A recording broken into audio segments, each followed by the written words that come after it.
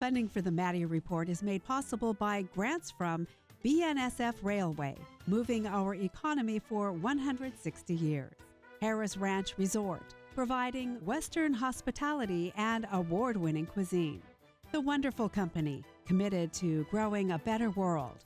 Comcast, connecting people to the moments and experiences that matter most. Producers Dairy, nourishing one life at a time. The Spencer Family, and Fresno State Associated Students Incorporated, students serving students. The Maddy Report is also made possible thanks to contributions from Cook Land Company, E&J Gallo Winery, the Fresno Association of Realtors, and California Manufacturing and Engineering Company.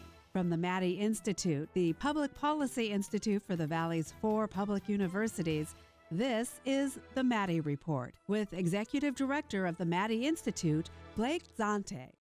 Welcome to the Maddy Report. Today we continue our conversation with the Valley's state legislators with Assemblywoman Alexandra Macedo, representing California's 33rd Assembly District.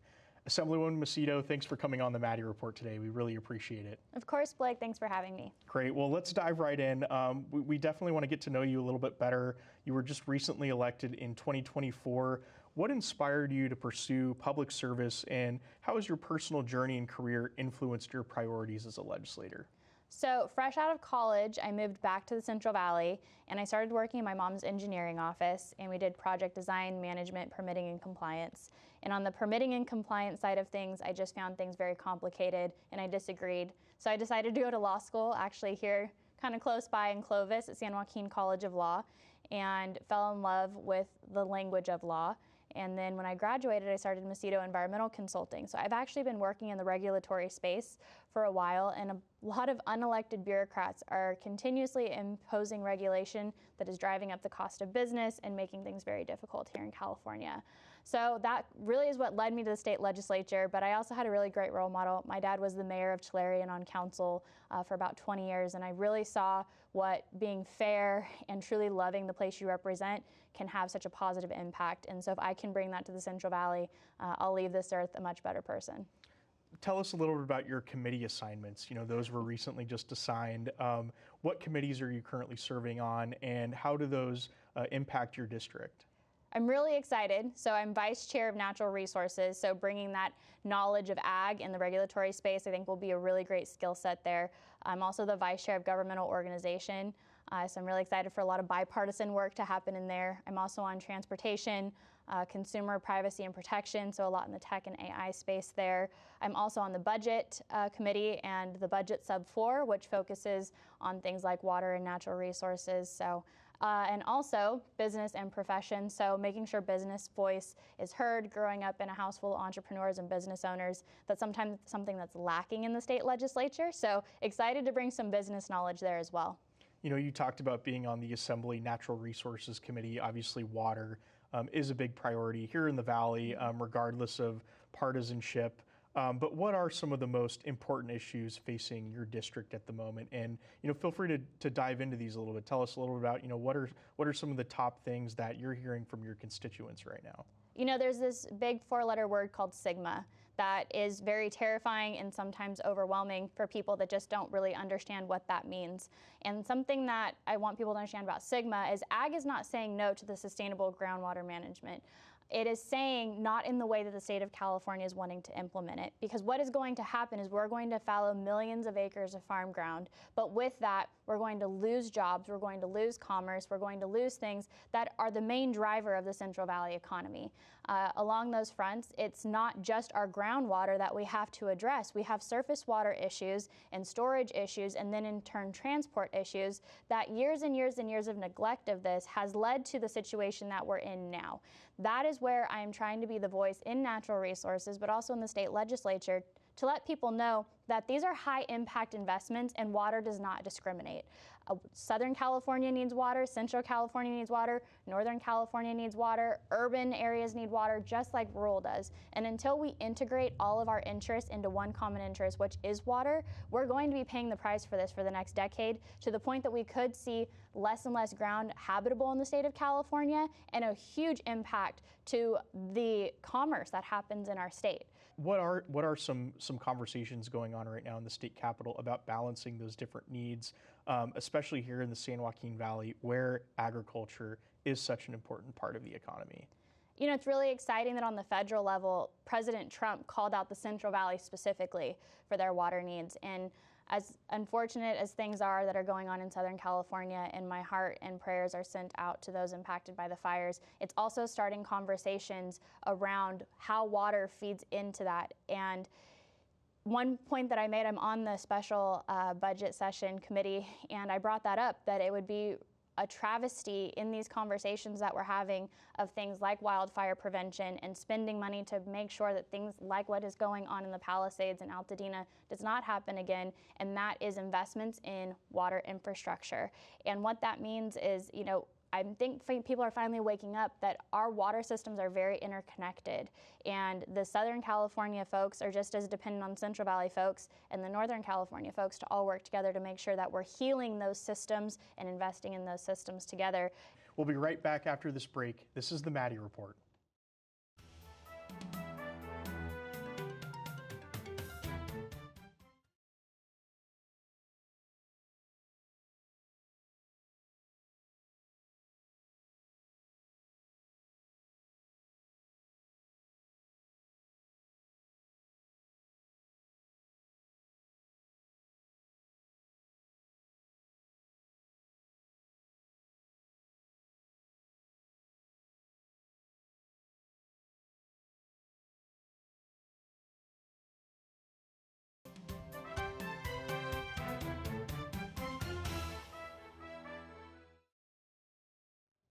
Welcome back. We're talking with Assemblywoman Alexandra Macedo, representing California's 33rd Assembly District. Assemblywoman, the Valley produces over a quarter of the nation's food. Mm-hmm. You know, we've faced droughts. We're facing, you know, different climate challenges. We're facing regulatory challenges here in the Valley that have placed immense pressure on farmers, as you well know. You're passionate about agriculture, and in the previous segment, you talked a little bit about, you know, how we're trying to the Valley's trying to make headwaves in Sacramento to affect some change on these issues. How do you get your legislative colleagues to understand outside of the Valley the importance of California agriculture, and specifically here in the San Joaquin Valley? I want to bring them here.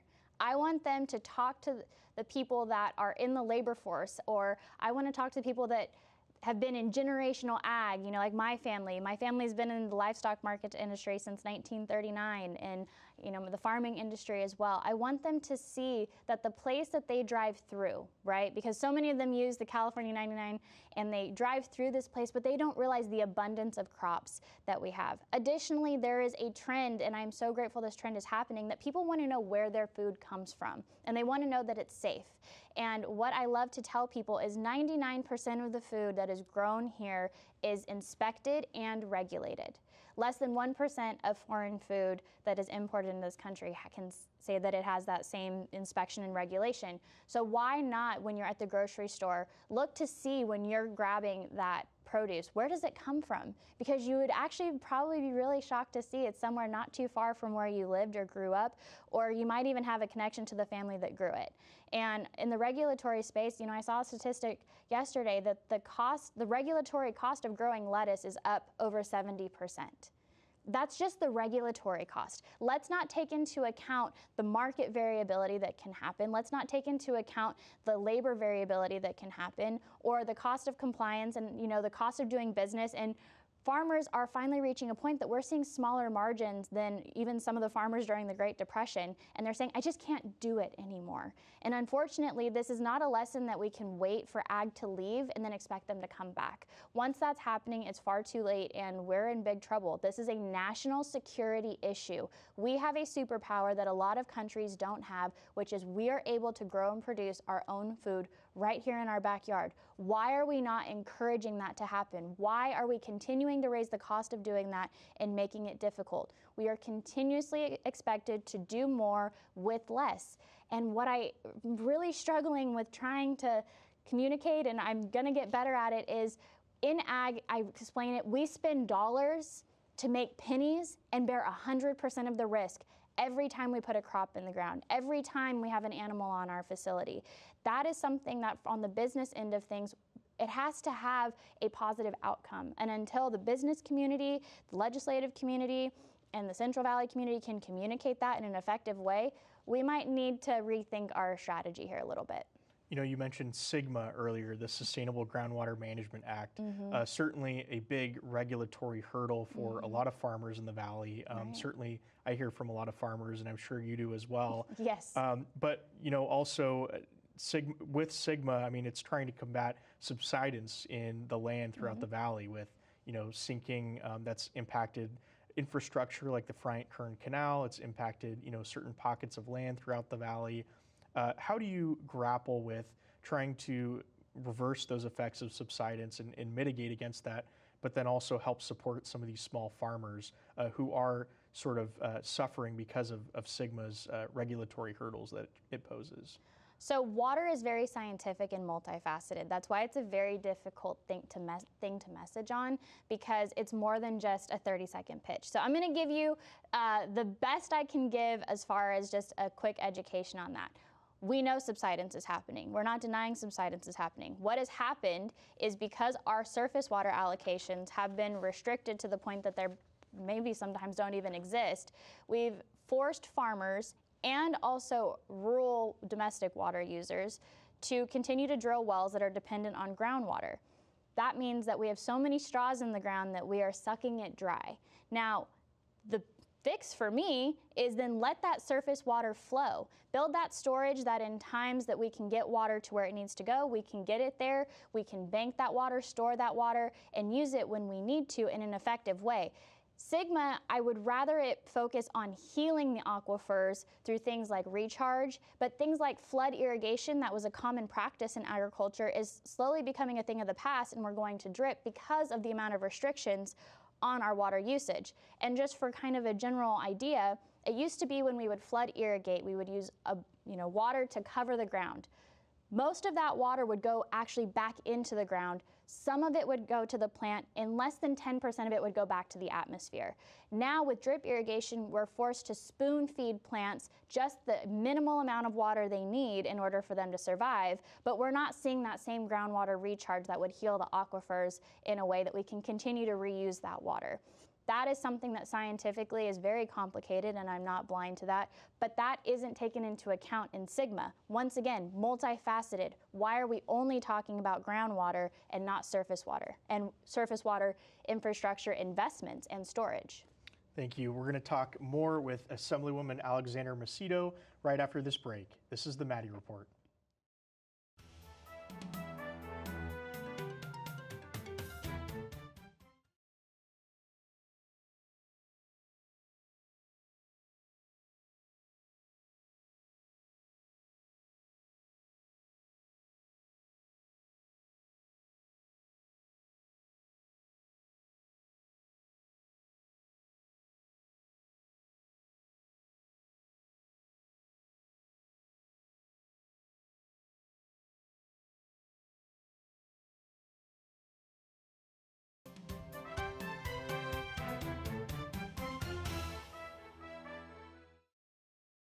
Welcome back to the Maddy Report.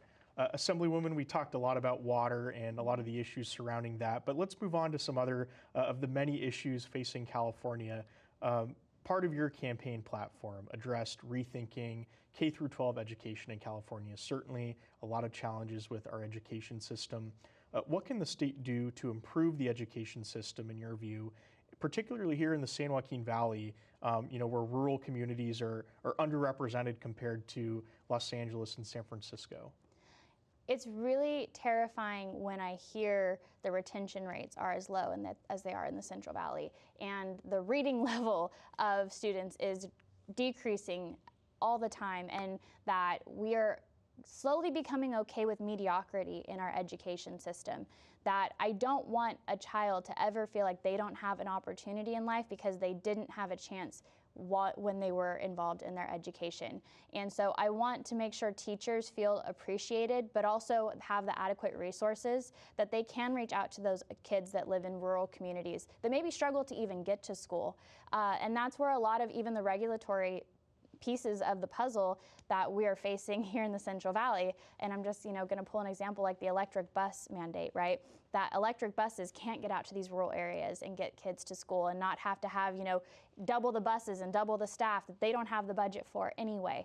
So it's making sure that the money that we're spending in these institutions is really getting where it needs to go, and that's to the students. And that's not just in the classroom, but making sure that when they're at school, they have other programs that they feel fulfilled in or they find a passion in. How does the state balance those needs for trying to give those opportunities to students, but then also tightening the belt a little bit with those cuts? I mean, is it possible to do both, or is there going to have to be a change at some point? My plea with anybody watching this is, if you live near a CSU and you have the opportunity or the financial resources to contribute to a foundation that supports them, I strongly recommend you do. These fires have turned an already questionable budget on its head. And so anybody that I think that hopes the state budget's going to come in and save the day, they are likely going to be disappointed. So I'm really hoping, once again, that these institutions, that the monies they do get are high impact investments in the students and programs and resources that are actually beneficial. And my hope is also that the community will come to the aid of those CSUs that are struggling, and I will always advocate for education. I mean, like I said, I went to a CSU, I went to law school here in Clovis, and Fresno State is a great asset to the Central Valley that we need here. We need to get people educated here and then keep them working here, because we need the jobs here as well and the investments in infrastructure here. That's a lot of my conversations that I'm having with groups in Sacramento, that they invest a lot in places like Orange County and San Diego or the Bay Area. Well, we have opportunity here in a willing workforce that we would love to engage with. We now need to match that, making sure that we have the educational resources to prepare them for those jobs. You mentioned Orange County, and that's sort of a great transition to my next question. And I think you know what I'm going to ask. In January this month, you published an op-ed in the Orange County Register critical of Governor Newsom on wildfire and bird flu, and basically arguing that the governor has failed Californians. How did the governor fail Californians in your view on this? He doesn't put his money where his mouth is. So how are you going to declare a state of emergency for bird flu, declare a state of emergency for the wildfires, and then release your budget and have no resources to mitigate, prevent, or remedy those things? We'll be right back for our final segment with Assemblywoman Alexandra Macedo. This is the Maddy Report.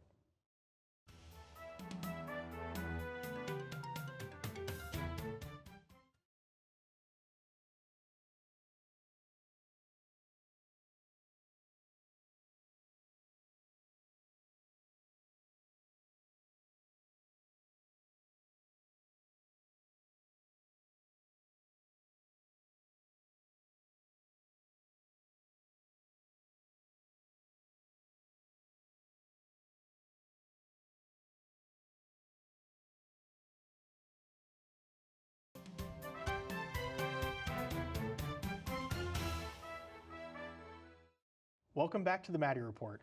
Assemblywoman, we've covered a lot of ground in this interview. We were just discussing your op-ed and the bird flu. Another part of that op-ed was wildfires. Republicans have been critical of Democratic leadership on wildfires. What actions should the state be considering instead that maybe your Democratic colleagues are not thinking about right now? Prevention, prevention, prevention. And we talk about prevention. These budgets have continuously been cut year after year. And then to make matters worse, we continue to overregulate the prevention, that any time we want to do something like a controlled burn, for example, or brush clearing, sometimes that can take upwards of 2.5 years before you get the go-ahead.